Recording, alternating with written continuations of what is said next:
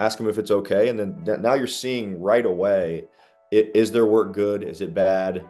Take somebody with you that knows quality as well, because as a beginner or newbie, you may not have any idea what quality looks like. So have somebody that you can kind of bounce ideas off of too. Welcome to Multifamily Insights. I'm your host, John Casman, and I want to thank you for joining us for another great episode. If you're enjoying this show, do me a favor and leave us that rating and review.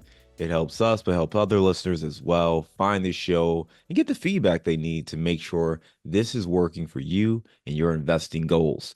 And if you haven't done so, or this is your first time listening to the show, make sure you hit that follow or subscribe button so you don't miss an episode. Now, today we've got a great one. We're going to be talking to Tommy Harr. They say you're the average of the 5 people you spend the most time with. So if you want to grow as a multifamily investor, you have to spend more time with other multifamily investors. And an easy way to do that is to join our apartment investing mastermind group today.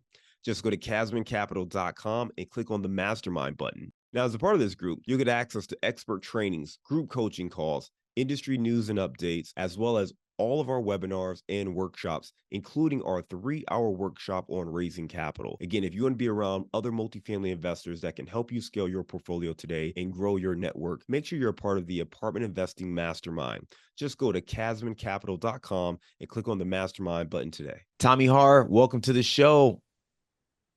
Thank you so much for having me, man. I'm super, super excited to sit down and share with your audience, hopefully give you guys some good value. Absolutely. Hey, Tommy, why don't you take 2 minutes and give us a little bit about your background and your bio so we understand a little bit more about you? Sure. My name's Tommy Harr. I'm 30 years old, born and raised in the Columbus, Ohio area.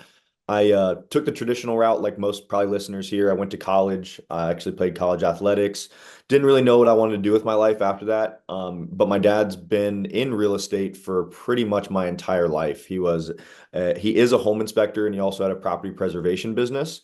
So I graduated college and became a home inspector, but and very quickly learned that I could use those skills and figured out what real estate investing was. So dumped those blue collar skill sets into the investing realm, and it helped me become a millionaire by the time I was 27. Has helped me retire my mom from her job, and actually kind of retire my wife from her job today. Yeah, I'd use a lot of blue collar skills, and I wholesale. I do flipping. I have a rental portfolio, and teach people across the country how to do the same thing on my Instagram and social media platforms. I love it, man. You talked about, being in Columbus and graduating from college, getting into business with your dad, just learning what he was doing. And by the age of 27, you were able to be a millionaire and retire your mom and family members. And that's so inspiring for a lot of people, especially since you're so young yourself. Take us back to kind of that time period when you were coming out of school, right? Because, if your dad was in this space, you obviously got to see a little bit of what he was doing. Mhm. What'd you study in school? Finance. So you studied finance, why not go off into the finance world as opposed to getting that finance degree and graduating and all this great stuff, and then deciding to do something where you probably didn't need to go spend that 4 years in college? Yeah. That's a good question. I really didn't know what I wanted to do. And the degree was kind of just, I like money. My dad was always in business. So finance was just kind of under the wing of business. I like money. I'm going to do business degree. It felt like a good degree to get. And I wasn't kind of quote unquote wasting money. And like I said before, I mean, I played soccer. I played at the University of Dayton. I got a scholarship there. And that was kind of really the reason why I stayed all 4 years. And I didn't know what I wanted to do. I'm one of 5 kids. I'm the oldest boy, and I always kind of was my dad's right hand man. So I knew I was going to go home and help him out in one way, shape, or form when I got done with college. No, that's helpful. I appreciate that. And then again, those soccer opened up the doors to allow you to go to school, learn some things in finance, but then you have this skill set that you were able to apply and obviously turn into an entrepreneur. What was the opening you saw, right? So you started being a home inspector. At some point, you obviously flipped over to become an investor. What was that triggering moment for you? Yeah, so it all kind of pulls together I mean, the story starts off a little rough, but it ends up being a blessing in disguise. My uncle called me right before I graduated college. His name's Pete. He lived in Chicago, my mom's brother. He called me and asked me if I wanted to invest in real estate. And this was literally like the week of graduation. And I told him, I don't even really know what that is. I don't know anything about it. Because I really didn't even know what my dad did. When I grew up, he was in the property preservation space more than inspecting. So when banks were foreclosing on houses, I was helping him trash houses out, board them up, uh, mow the lawns. So a lot of like grunt labor type stuff growing up, not really more business savviness. So that's really all I knew. And as I graduated college and I started working for my dad, we started to do a bunch of draw inspections. So for those of you that are actively investing and using hard money loans or maybe even FHA 203K loan, you know that in order for a bank to draw you out your money, somebody has to go walk the house and see the progress. And they send the pictures back to the and give you a report. I was doing that for as Columbus. So this was 7, 8 years ago. Columbus was starting to boom and people were starting to renovate all these old dilapidated houses, and we were those boots on the ground. So I got to see and visualize all of these people that were making a ton of money. I was seeing the back end of it. And some of those investors were my age. So a couple of people that I know now personally and have friends with, I mean, they were making way more money than me, driving nicer cars, living the lifestyle. And I was like, man, like I like money. That's kind of why I studied finance. Let's start to dip my toes into this and see what I can figure out. And I went back to my uncle and we kind of had that conversation again.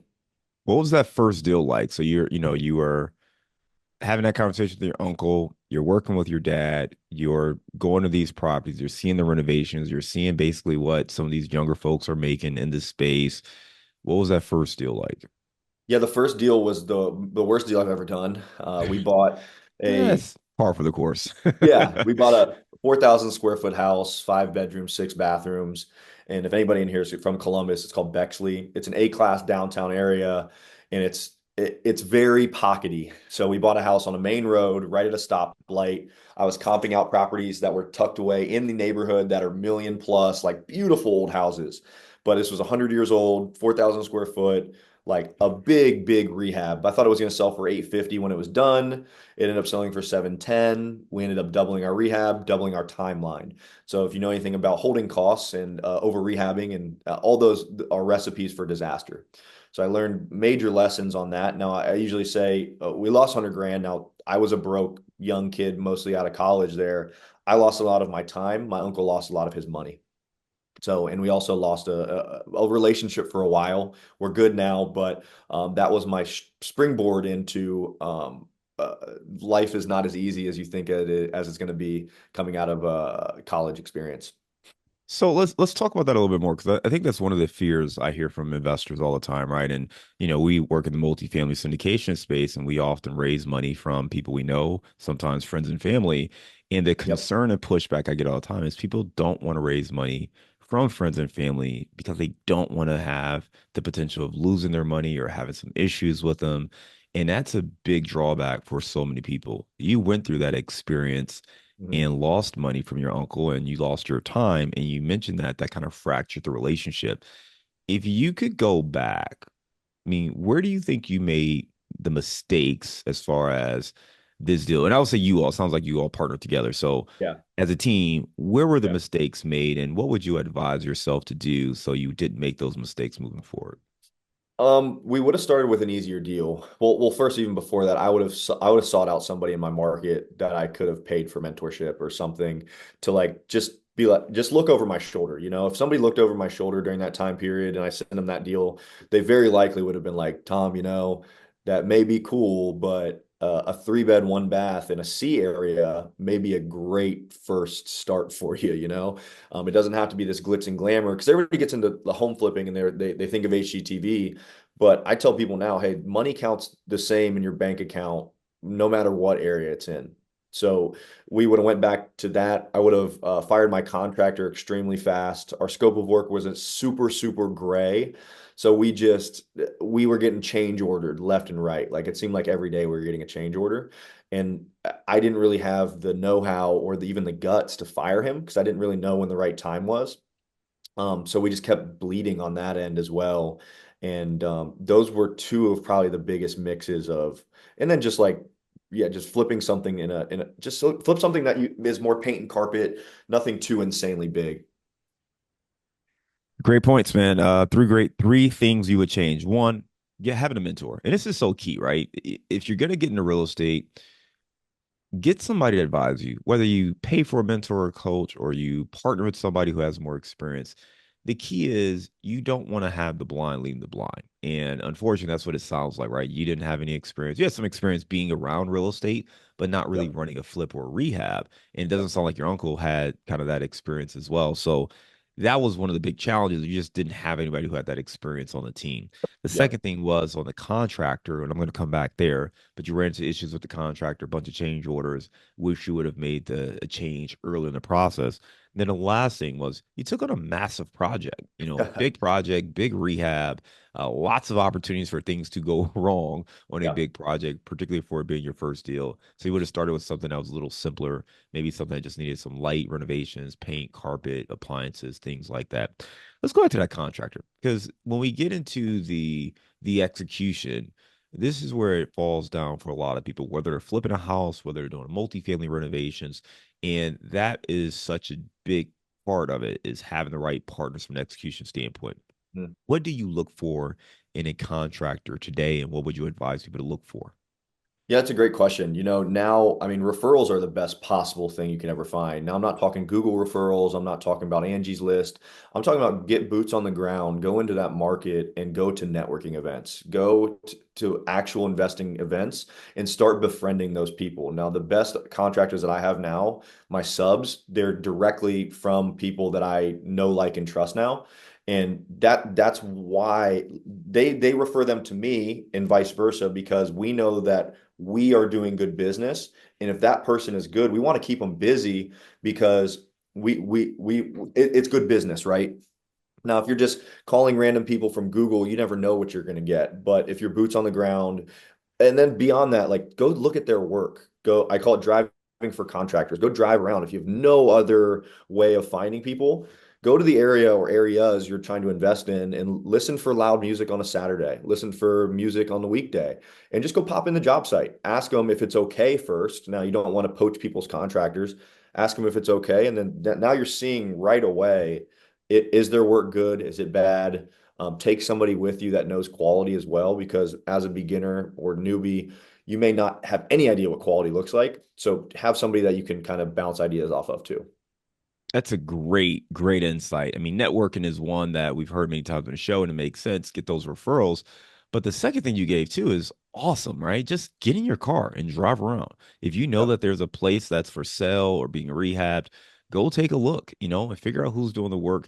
Ask questions, see what's going on. The thing I love too is now you're in their environment. You can see what the job site looks like, right? Are Right. they messy? Is it, cigarettes all over the place and the beer cans? Do they have a clean site? Like, are guys just sitting around hanging? Do they look efficient? You can kind of get a sense of the quality of work. And then while you're on site, obviously, you go ahead and ask to speak to the GC or get that contact and that referral. And that's a great way to kind of get started. So, love that tip. I'll add a little other thing that I've heard as well. When you have that opportunity, particularly if you're on that job site, that's when you can also kind of reverse engineer that referral and then figure out who the investor is and Yeah. then talk to that investor. Hey, all right, the work looks good, but how are they on budget? How are they doing on time frame? And you can get more feedback there. And it's a great way to make sure you're building the right people for your team. Talk to me more about that. Because I mean, when we talk about scaling a business, so much of it comes down to having the right people, right? The right contacts, the right partners. As you've kind of gone from that first failed flip project to more successful projects, talk to us more about kind of building out your team. Yeah, so as of right now, what is it, October 2nd, we're flipping about 15 to 20 houses at a time. And when I say flip, I mean those are houses in renovation, and we keep some of them too. So it's the same engine. The exit is just a little bit different. We're doing a lot of the Burr method at scale.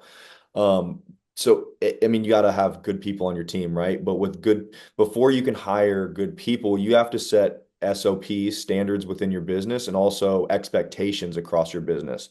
So, like, hey, how do you want your job sites ran? Do you have project trackers that people can use and run? Is there a flow that you need to follow? Because if you just hire somebody and say, hey, go manage the project, you're going to look back and be like, that person was terrible. I've seen it over and over again. People just blame others. And it's like, no, your system was bad. So you got to think of your system. You got to actually write it down on paper. And even if you think it's simple or not, and then put the right people in that place and then do training. So right now, to run our projects, I've got a project manager. I've got a project manager assistant, and I've got two interns typically running around doing materials, cleaning up job sites, and helping out the contractors as needed.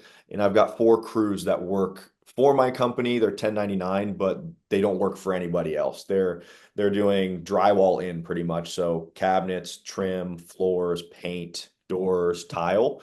And then I sub everything else out. So I've got a Rolodex of people always working, and but they all know my expectations on quality and finish.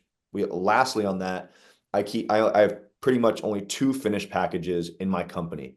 We have a builder grade and we have a high end. And it rarely ever varies from those two, because this allows me to have consistency within one, the expectations, and they know exactly material wise what we're going to be using. So there's less back and forth communication between us and the contractors. You just gave a master class, and that may have gone over some people's heads. So I want to play it back because I think this is really, really important stuff. And even when I was starting out, like if you would have said this to me on like episode 7, I probably like, oh, that sounds good, right? But to try to just soak in what you said, it was really masterful, and I want to make sure everyone kind of caught it. The first thing you talked about was I just wrote it down as systems before people. I think too often what happens for entrepreneurs, and this is entrepreneurs in general, you get overwhelmed in the business. And it's like, okay, Yep. hey, I need help. Let me hire somebody. Let me hire an assistant. Let me hire this project manager. And you hire them and you give them stuff to do. Hey, take this stuff and go do it. Do it for me, right? And they don't necessarily know how to do it, at least not the way you want it to get done. So they do it to the best of their abilities. And then there's a lot of back and forth and time wasted. And as an entrepreneur, you feel like, man, I probably should have just did it myself because now I feel like I'm wasting time explaining to you how to do it, and you don't get the traction, right? And I know that is the issue so many people run into. What you talked about instead was build out your system. Write down your SOPs, your standard operating procedures. How do you want this to look? What is that process? What is the step? Write that down. Once you get that clear, that's when you go out and find the person who can take that job on and execute. If you think about large corporations, McDonald's as an example. You don't show up at McDonald's and they say, all right, man, start making fries. Like, no, they tell you exactly how to prepare fries. They tell you the temperature that the oil needs to be at. They give Yep. you everything you need to know so you can just find those employees. And that's going to make it a little bit easier for you to find the right people to help you grow. So I love the systems before people thing. The second thing, getting into the nitty gritty, you mentioned the way your business is structured. You work with subs, so that's going to be your electricians, your plumbers, like those individuals. You sub that out. You bring in the experts to do Yep. that work. But everything from the drywall in, which is essentially the finishes, the stuff that a resident or a homeowner is going to see, Yep. that's where you've got your crew, and you keep it really simple. You give two options, right? One's a builder grade finish, one's a high end finish.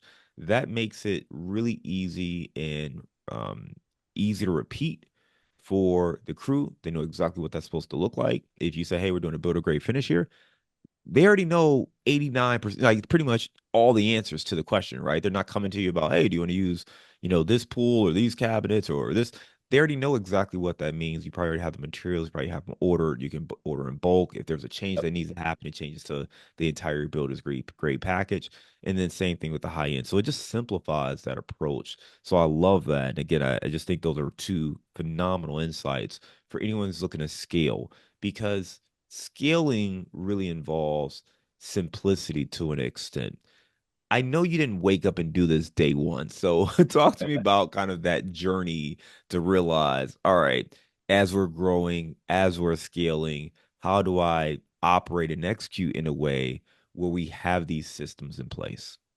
Yes, I mean, it kind of goes back to watching my dad do business, and I don't want anybody to take this as like me talking trash about my dad, but like he owns and runs a very hamster wheel business. The home inspection business is, if we don't wake up and work that day, then we don't make money. And I don't want my life to be like that. Now you can make a great living that way, but I know I wanted to do it a little bit different.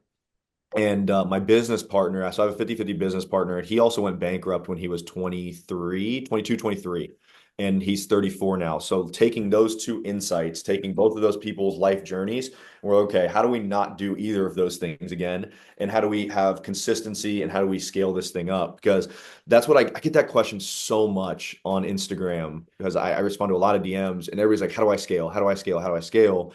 And it's this sexy word that people think that like I have a one word to tell them back. But I tell them mostly be careful, because you can scale chaos really, really fast and easily. I mean, you can buy, I can go buy more deals. But if you don't have the pieces of the puzzle ready. So what we did is we've scaled up too fast sometimes. And then we pull back. We learn, we're like, oh wow, we're kind of at our ceiling. Let's pull back a little bit. We don't know where our money's at. Let's make sure we're keeping track of these things. So we're keeping our foot on the gas, but we're not kind of going through it too much. So we're trying to, I guess I call it aggressively patient at times.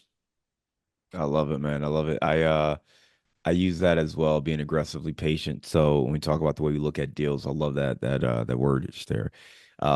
Let's change gears a little bit, So you have done a few different things, right? We've talked a lot about kind of the rehab side of the business. Yeah. I know you're in some private lending. I know you just kind of touch on a couple different aspects of how to make money in real estate. How do you approach pivoting or scaling from that standpoint to say, hey, let's get into this other sector? Because I know that it's something that always intrigues people, but there's always some trepidation to say, but should I actually be expanding into something new, or should I just do more of what I'm already doing? Yeah, that's a good question. So the baseline of our businesses is deal finding. So in my eyes, if I can find, so we wholesale a bit as well. So if I can find really good deals at a discount, I can pivot however I want. I can buy them, I can sell them, I can wholesale them, I can refinance them. So it kind of starts with being able to have control of the deal. And as far as like anything else, like you got to kind of watch the market. If the market says don't be doing high-end rehabs. So what I do in my business is I pretty much only flip in the first time home buyer price point. To me, that's super well insulated. I have multiple exit strategies. If I can't sell a house, which that happens every now and again when you try to scale, you buy a bad deal and you can't sell it and you're going to maybe take a loss. We can refinance that and keep it as a rental. So that to me is like having a pivotal um, pivotable, sorry, business model. I'm not getting into high end stuff where I can completely lose my shirt. I can make it out of those things. And then as you get more liquid, you have options. So finding good operators to maybe lend money to. I raise a lot of money on social media. Would love to talk about stuff like that if you want. But yeah, those are the main things. Trying to keep it simple, but the deal always comes first.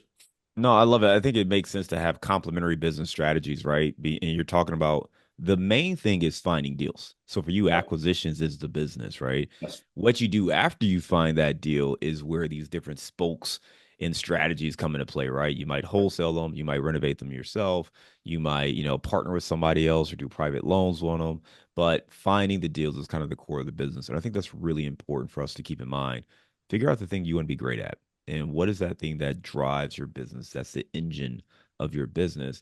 And then, yes, there's going to be some ancillary things you can do to further monetize that or to find more opportunities, but make sure you're focused on that main thing that's going to create that opportunity for you. You kind of just talked about social media and being able to raise capital off social media. A lot of our listeners are into multifamily, again, mentioning syndications or raising Yep. capital for deals. And leveraging social media is something that many people are interested in. Talk to us about kind of your approach there.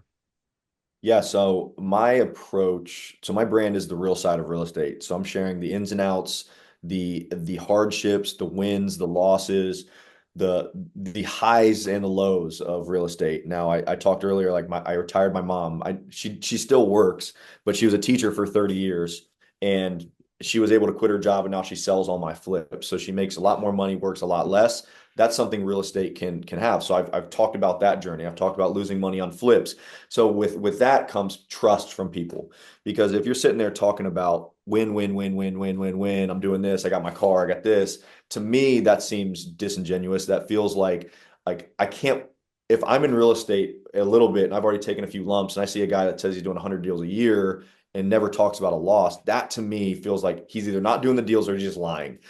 So sharing that you're human, that has allowed me to and then slide in things that I want from time to time. So when I'm posting on my stories, I'll say, "Hey, I just bought this house for this, renovations this, ARVs this, we may make this, and my lender's making double digit returns." using their capital. So just never really asking until you maybe need it, but always sliding it in. And over time, people are just gonna be like, "Hey, tell me more about that. Tell me more about that." And over time, now I've got people just hitting me up out of nowhere, asking, "Hey, I got 150 grand. I got 200 grand. I got this. Are you interested?" And I said, "Of course I am. Let's hop on a phone call." Yeah, I love it. You talked about being authentic, really, and transparent, Absolutely. posting both the wins and the losses, teaching people, sharing what's going on, and recognizing that we get it. It's social media. A lot of people are going to highlight, post their highlights.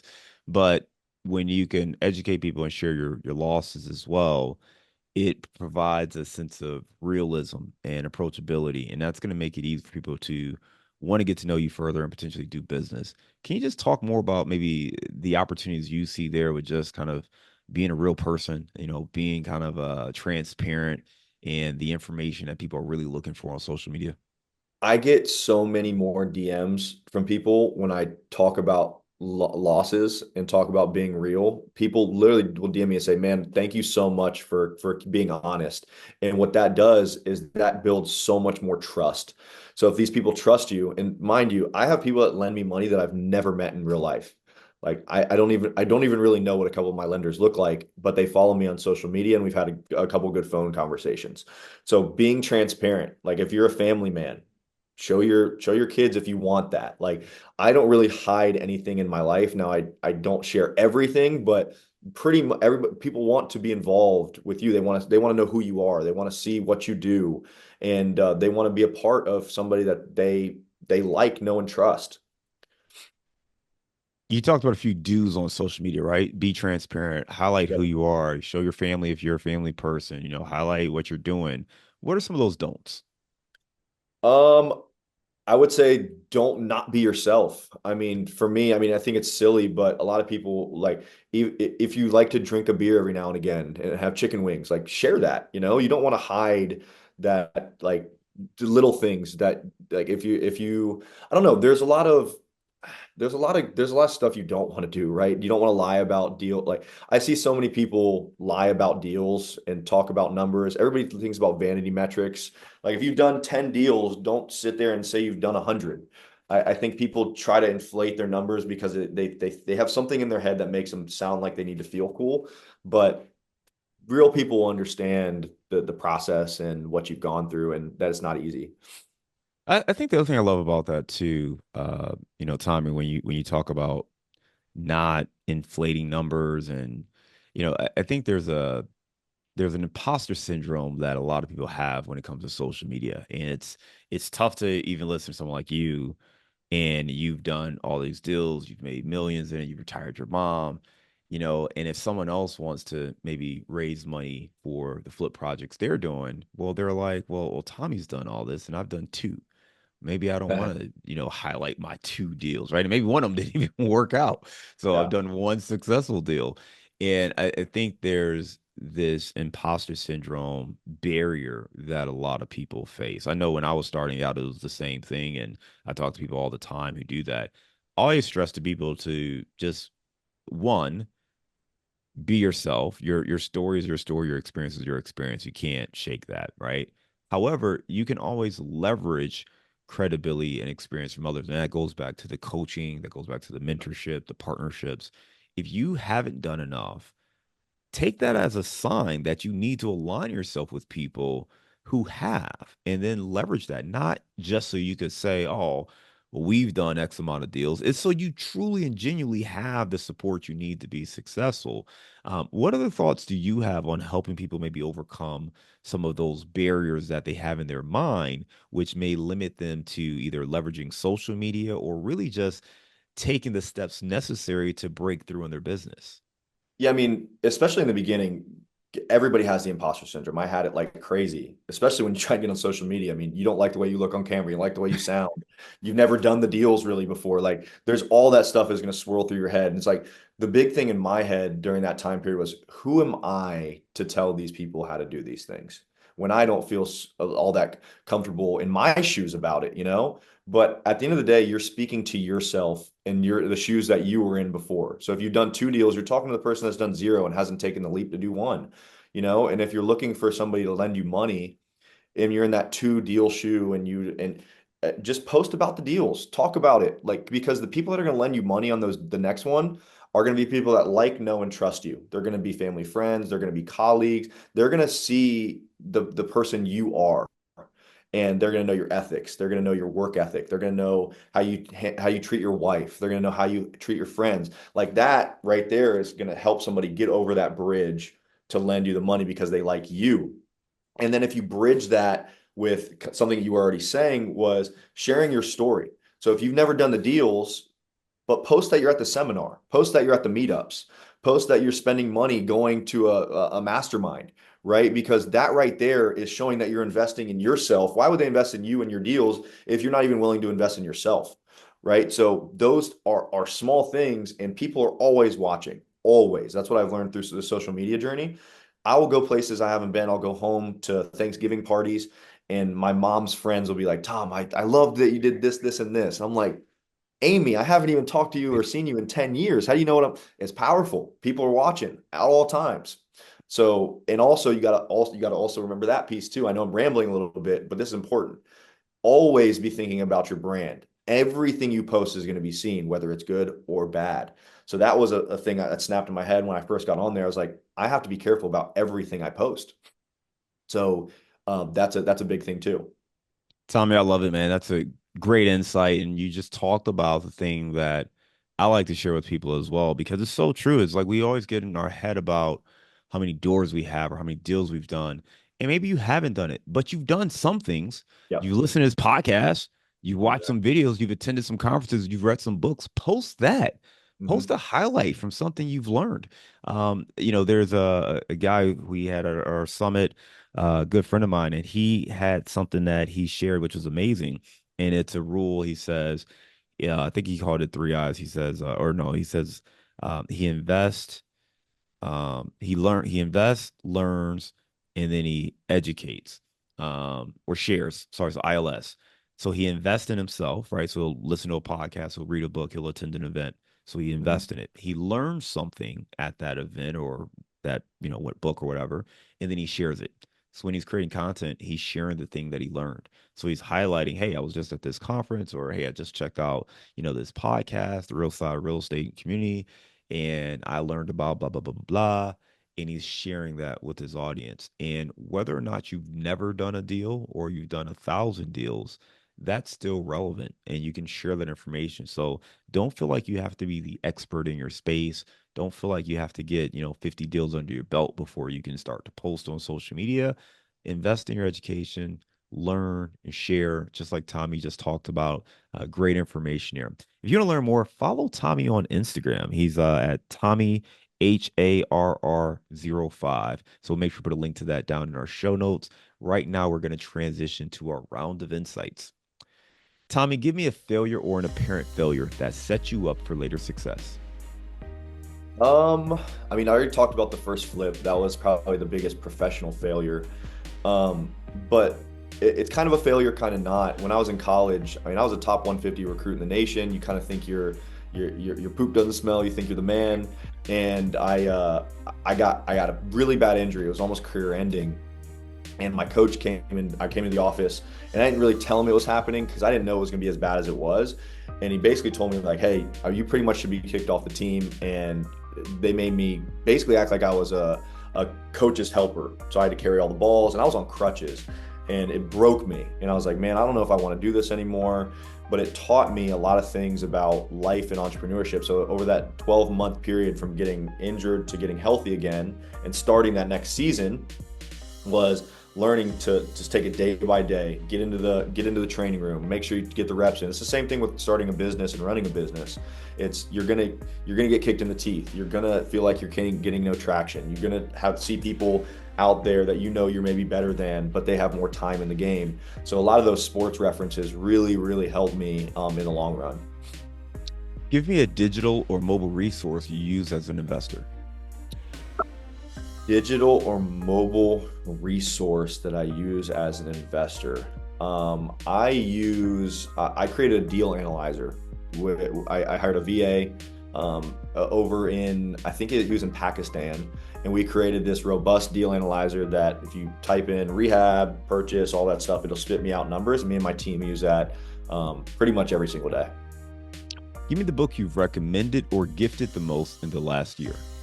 Who Not How. Who Not How by Dr. Dan Sullivan. Great book if you've never read it. Excellent book. Give me a daily habit that helps you stay focused on your goals. Getting to the gym every day. A lot of people make excuses. You got to get, to me, you got to get in the gym. You got to work on yourself. So 5 or 6 a.m. I've got a 3-month-old newborn. People told me it wasn't gonna be possible. You got to make that time. You got to do it. Give me your number one insight for scaling a business. Invest in your people. Make sure that they have all the answers, and make sure like those small meetings and those small coachable moments, those are really, really important. Even if you don't think it's super important, you got to invest in your people, vacations, trips, all that stuff. It's important. All right, you are in Columbus, not too far from me. Give me your favorite place to grab a bite to eat. Oh man, I'm a Columbus boy. So every growing up, me and my dad and his dad and my brothers would get Rooster's wings. So Rooster's chicken wings, can't beat it. Can't beat it. I'm a Ohio boy. There you go. Roosters it is. Well, listen, Tom, you gave us some great information. I really enjoyed hearing more about your journey, watching your dad growing up and starting off in a home inspection business, realizing there's opportunities in real estate, falling flat on that first deal, but learning from it and recognizing that, hey, we made some mistakes. Let's clean this up. You were able to do that. And you talked a lot about focusing on systems, right? Systems and standard operating procedures, and even doing so before people. Focusing on those systems allowed you to really scale and to grow and create kind of an environment where you could take care of your family and now help other people learn how to do the same things. I love the tips you gave even for our beginners, right? Talking about how to vet contractors and getting out there and looking around on job sites, how to stand out on social media, right? Even if you've never done a deal, share what you actually are doing. So, really great, actionable tips. Really enjoyed that and appreciate you sharing that with our audience today. Again, if folks want to learn more, they can connect with you on Instagram. Go to instagram.com/Tommy Harr, which is HARR05. Again, we will link to that in the show notes. So just click down there. Tommy, thanks again for being a great guest and coming on Multifamily Insights. We look forward to staying in touch with you, and I hope you have a great day.